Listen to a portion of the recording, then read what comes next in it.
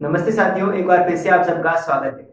आज के इस वीडियो में हम किसी अवतल लेंस से बनने वाले प्रतिबिंब की स्थिति, आकार, प्रकृति तथा उसकी किरण आरेख के बारे में अध्ययन करेंगे। चलिए दोस्तों, शुरू करते हैं।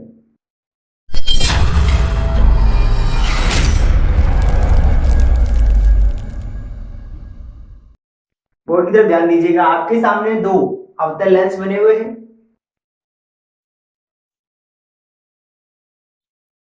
नमस्ते साथियों, एक बार फिर से आप सबका स्वागत है। आज के इस वीडियो में हम किसी अवतल लेंस से बनने वाले प्रतिबिंब की स्थिति, आकार, प्रकृति तथा उसकी किरण आरेख के बारे में अध्ययन करेंगे। तो चलिए दोस्तों, शुरू करते हैं। बोर्ड की तरफ ध्यान दीजिएगा। आपके सामने दो अवतल लेंस बने हुए हैं। अब देखो, किसी भी अवतल लेंस से प्रतिबिंब जो है वो दो प्रकार के बनते हैं। आप यूं कहें तो स्थितियां केवल दो ही बन सकती है कि आपको केवल दो स्थिति पे बिंब रखना पड़ेगा और उसके आधार पे बनने वाले प्रतिबिंब की आपको स्थिति ज्ञात करनी है, उसका आकार ज्ञात करना है और उस प्रतिबिंब की प्रकृति ज्ञात करनी है। तो सबसे पहले पहली स्थिति देखिएगा, फर्स्ट सिचुएशन, कि आपको जो बिंब है वो कहाँ रखना है। ठीक है, तो पहली स्थिति है कि बिंब जब कहाँ हो, अनंत पर। बिंब को हम कहाँ रख रहे हैं, अनंत पर। अगर बिंब अनंत पर होगा तो प्रतिबिंब जो है वो कहाँ पर बनेगा, तो रखिएगा अनंत पर। जैसे हमने दर्पण में पढ़ा था वही होगा। तो मान लीजिए कि कोई बिंब जो है वो अनंत पर है।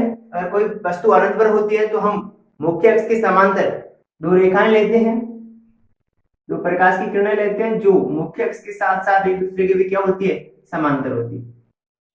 और ये जो रेखा है वो इस प्रकार से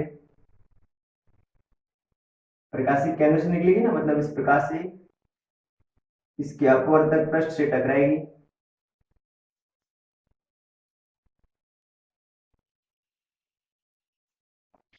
तो जब हमने पढ़ा था तो नियम क्या था कि जब भी कोई प्रकाश की किरण मुख्य अक्ष के समांतर आपतित होती है तो वो अवतल लेंस में अपवर्तन के पश्चात मुख्य फोकस F1 से गुजरती हुई प्रतीत होती है। ये वाला आपका मुख्य फोकस कौन सा, F1, और ये कौन सा, F2 है। ये प्रकाश की किरण जो है वो कुछ इस प्रकार से अपसरित हो जाएगी, लेकिन इस किरण को जब आप पीछे की तरफ मिलाएंगे तो आपको ऐसा लगेगा कि कहां से निकल रही है, F1 से।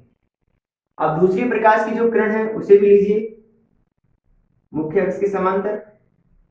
अभी भी मुख्य अक्ष के समांतर आपतित तो हो रही है, तो ये अपवर्तन के पश्चात कहां से गुजरेगी, तो ये भी मुख्य फोकस F1 से गुजरती हुई प्रतीत होगी। यानी कुछ इस प्रकार से अपवर्तित होगी और इस किरण को जब आप पीछे की तरफ मिलाएंगे ना,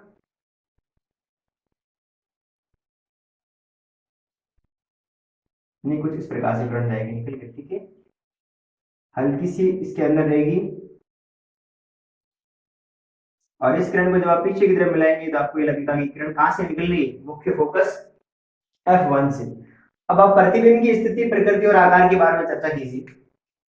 देखो, हमने क्या लिया था कि बिंब को कहां लिया है, अनंत पर। अगर बिंब अनंत पर है तो आपको क्या करना है, मुख्य अक्ष की समांतर दो रेखाएं लेनी है और उन दोनों रेखाओं को अवतल दर्पण के ऊपर आपतित करना है। तो हम सब जानते हैं कि मुख्य अक्ष के समांतर आपतित होने वाली प्रकाश किरण अपवर्तन के पश्चात मुख्य फोकस F1 से गुजरती हुई प्रतीत होती है। किस दर्पण, किस लेंस में, अवतल लेंस में। अब देखिएगा, सबसे पहले हमसे पूछा जा रहा है कि प्रतिबिंब की स्थिति कहां है।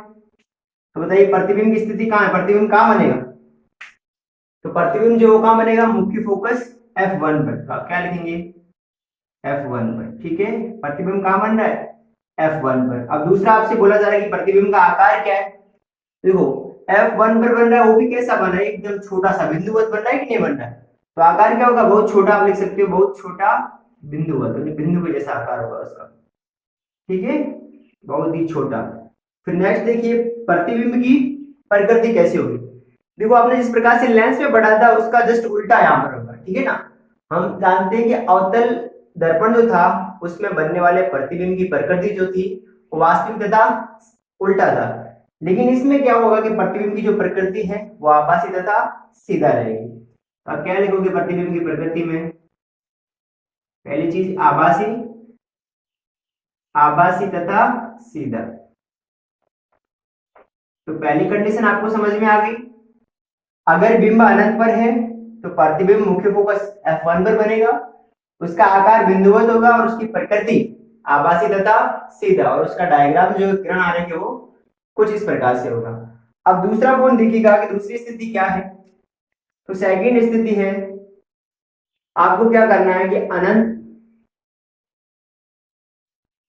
अनंत तथा प्रकाशिक केंद्र O जो होता है ना, प्रकाशिक केंद्र पूरा लिखना, प्रकाशिक केंद्र O के बीच, ठीक है, प्रकाशिक केंद्र O के बीच, इन दोनों के बीच में रखना है। कहाँ कहाँ?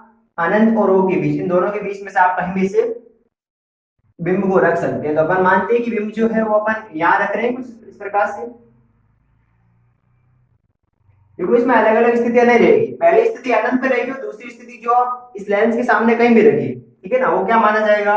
अनंत और प्रकाशिक केंद्रों के बीच में। प्रकाशिक केंद्र कहाँ होता है? यहाँ पर होता है। अब इसका प्रतिबिंब कहाँ बनेगा, कैसा बनेगा, उसका आकार क्या होगा, उसकी प्रकृति क्या होगी, तो पहले अपन किरण आरेख बनाते हैं और उसके आधार पे बताएंगे। तो सबसे पहला देखिएगा, इसमें अपन क्या कर रहे हैं कि एक प्रकाश की किरण को जो है वो मैं प्रकाशिक केंद्र से गुजार रहा हूँ। कहां से गुजार रहा हूँ? प्रकाशिक केंद्र से। चलिए गुजारिए।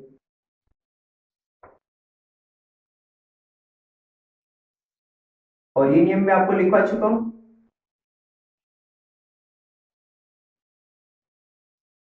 जब कोई प्रकाश की किरण गोलीय लेंस में प्रकाशिक केंद्र O पर आपतित होती है तो बिना किसी विचलन के अपवर्तित हो जाती है, इसमें किसी भी प्रकार का विचलन नहीं होता है। तो आप दूसरी प्रकाश की किरण लीजिए और उस प्रकाश की किरण को आप मुख्य अक्ष के समांतर ले लीजिए। ये प्रकाश की किरण क्या है? मुख्य अक्ष के समांतर है। और जो प्रकाश की किरण मुख्य अक्ष के समांतर आपतित होती है वो अपवर्तन के पश्चात मुख्य फोकस F1 से गुजरती हुई प्रतीत होती है। F1 और ये F2 है। ये प्रकाश की किरण कुछ इस प्रकार से जो है वो अपवर्तित हो जाएगी और इस किरण को जब आप पीछे की तरफ बढ़ाएंगे तो आपको ऐसा लगेगा कि प्रकाश की किरण जो कहां से गुजर रही है? मुख्य फोकस F1 से गुजर रही है। देखो प्रकाश की किरण यहाँ से आपतित हो रही है और यहाँ से अपवर्तित हो रही है। अब इन दोनों किरणें जहां एक दूसरे को प्रतिच्छेद कर रही है, प्रतिबिंब वही बनेगा। तो देखिएगा किरणें कहां प्रतिच्छेद कर रही है एक दूसरे को, तो वो किरणें यहां पर कर रही है एक दूसरे को प्रतिच्छेद। इसका मतलब प्रतिबिंब कहां बनेगा? F1 और O के बीच में।